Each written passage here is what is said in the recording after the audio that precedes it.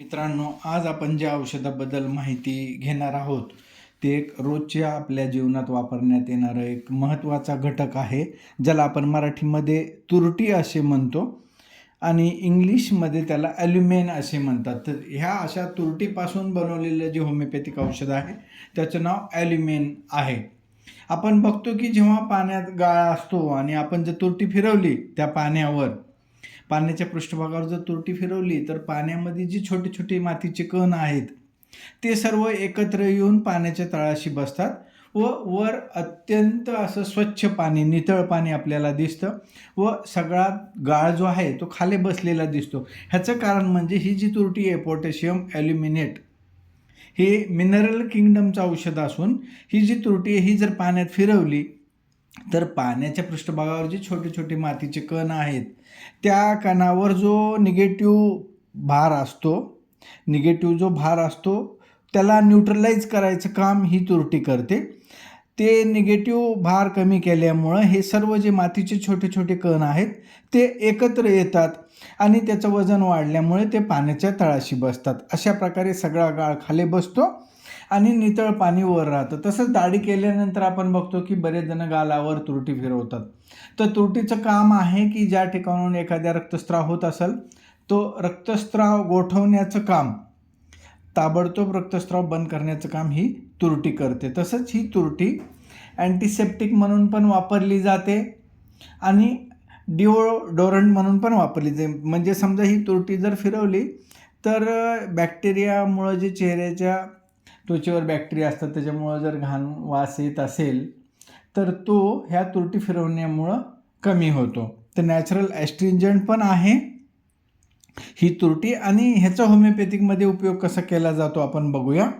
तर ह्या औषधाचा परिणाम जो आहे ते स्नायूवर, मसलवर होतो.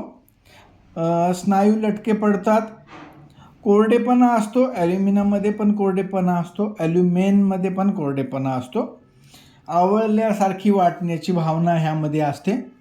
काठिण्य आणि टणकपणा असतो, विशेषतः जिभेमध्ये, गुद म्हणजे अनाशयामध्ये, गर्भाशयामध्ये वगैरे.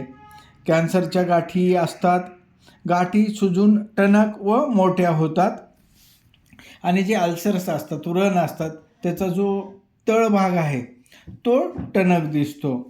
नेहमी खोकला येत असणारे वृद्ध व्यक्तींसाठी पण हे औषध उपयोगी आहे.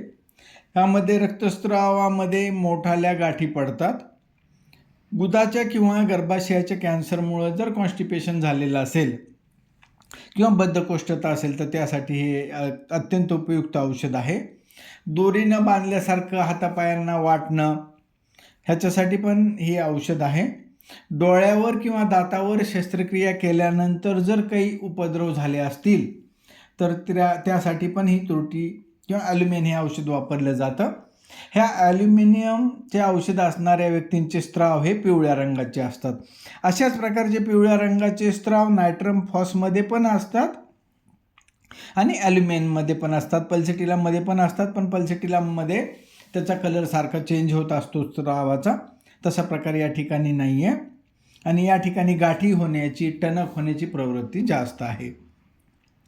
ही ॲल्युमिन औषध असणाऱ्या व्यक्तींना वाईट बातमी ऐकली की अंगाला कापरं भरतं, ते थरथर कापतात नुसतं बातमी ऐकूनच. ह्या व्यक्तींचं संशय आत्मा असतो, संशयी व्यक्ती असतात ह्या आणि ह्यांना अंथरुणाची भीती वाटत असते. डोक्यामध्ये टाळूवर ओझे ठेवल्याप्रमाणे वाटून आग होत असते.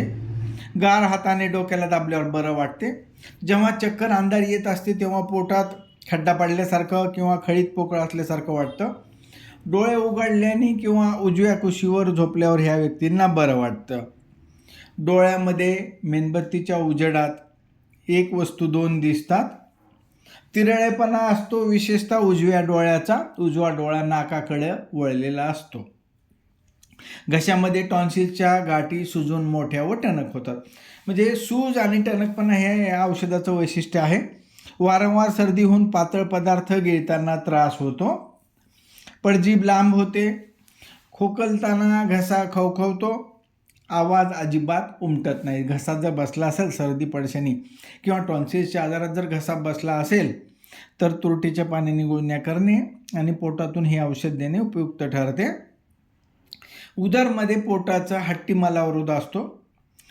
खूप दिवस पोट साफ होत नाही, झाले तर दगडासारखे पांढरे गोळे पडतात आणि ते पडले तरी पोटात गुदात भरल्यासारखे वाटते. तान्ह्या मुलांना पिवळे शौचास होतात. शौचास झाल्यानंतर बऱ्याच वेळ त्या ठिकाणी आग होऊन दुखत असतं.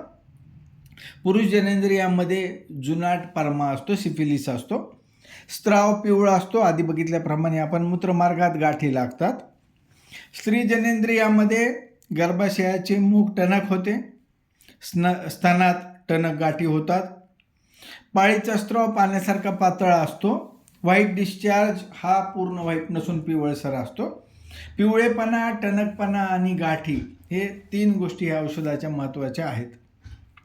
श्वसनेंद्रियामध्ये वृद्ध इस्मांना सकाळी सकाळी खोकला येतो आणि त्यानंतर पातळ कफ पडतो. कफ खोकून काढावा लागतो. जास्त जोरात खोकल्यामुळे थुंकीतून रक्त पडतात.